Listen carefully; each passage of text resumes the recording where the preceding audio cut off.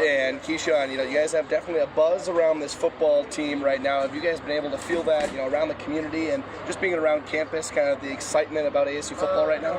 Yeah, definitely. I think even since game one, the fans and students have really showed out, their support. Even in the off-road, we had a good crowd the past 2 games on the road. It means a lot to our success, and we really feed off their energy. I know you guys, a lot of talk was about the first Big 12 conference game, and you're able to go on the road and see, what a Big 12 crowd is like. Describe that experience for me of getting, to see the first taste of this conference. Yeah, it was cool. Big 12 is an exciting conference. A lot of juice within it. Texas Tech, shout out to their fans. They came out. They really had a good home atmosphere. A lot of fans there throughout the game, which really made the difference. So, but Big 12, like Kenny said, Coach Dillingham said, sorry. There's a lot of home advantages in it, and then that plays a big role. Yeah, and with that now, you guys get to welcome in a team now for your first Big 12 home game. What are you looking forward to? The crowd's been great, especially on the student side of things. What are you looking forward to about getting now to come home and play the first home conference game? Yeah, it's a big game, first Big 12 game, here for Arizona State. I know the fans will be there, students will be there. It's exciting for us. We're ready to go. You mentioned it's the first Big 12 home game, and it comes against Kansas, a team that has a very dynamic offense. What have you seen from them just thus far on tape? They're a really good football team, a lot of talent, on both sides of the ball, quarterback and running back, and weapons in the receiver room as well. A lot of weapons.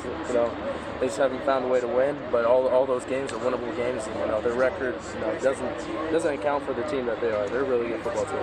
And you mentioned quarterback and running back. Starting with the quarterback and Jalen Daniels, what about him makes him so dynamic, and what are going to be the keys, to slowing him down? He's a dual threat quarterback. I think those are the hardest quarterbacks to play. You also got to defend the run, because you can also throw the ball. So, you can attack many different things. So, we got to be sound up front, in our pursuit lanes as well. And they have a fantastic running back as well in Devin Neal, but you guys have Cam Scatterby. Is there anything that you can take away from practicing against Scat week in, week out, and facing these good running backs in the Big 12 week in and week out? Yeah, Big 12's, full of the best backs in the nation.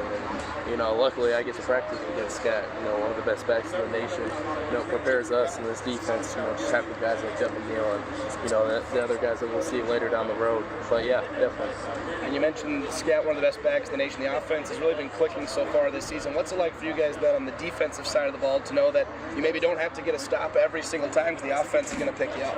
Yeah, we'd like to get a stop every single time, but yeah, when Scat's rolling, this whole team's rolling. He brings a lot of energy to this team, his leadership, and what he does is huge for this team. And part of those stops so far this season, you mentioned you like to get one every time. It's been a lot of takeaways as well. What has been the key for you guys in getting those turnovers and setting up the offense with good field position? Yeah, I think that's just who we are defensively. We preach that throughout the whole offseason. Attack the football, the ball's everything.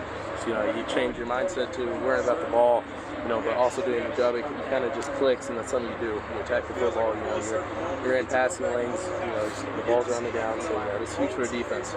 You guys had a bye week this past week as well. How big was that for you guys to take a step back and rejuvenate the bodies maybe a little bit, just take a break from football and get that off week before coming back home now to take on Kansas? Yeah, it was huge. Bye week was nice. We're kind of split up in three parts this year with 2 bye weeks every 4 games. So it's going to be huge for our bodies and us players. Extra week to prepare for the next team as well. Coach Dillingham talked a lot about this first 3 weeks of dealing with success and coming back after a win. Now you guys have the chance to come back after a loss. And have you seen anything different from the guys in practices, or what's kind of the mindset after maybe a little extra motivation after losing that one on the road? Yeah, definitely. I think the guys realize, myself included, you have to keep stacking the days. The same practice that we had the first day of the season has to be the same practice we're having in season. Bringing the same energy, the same mindset, the same attention to detail, all year long.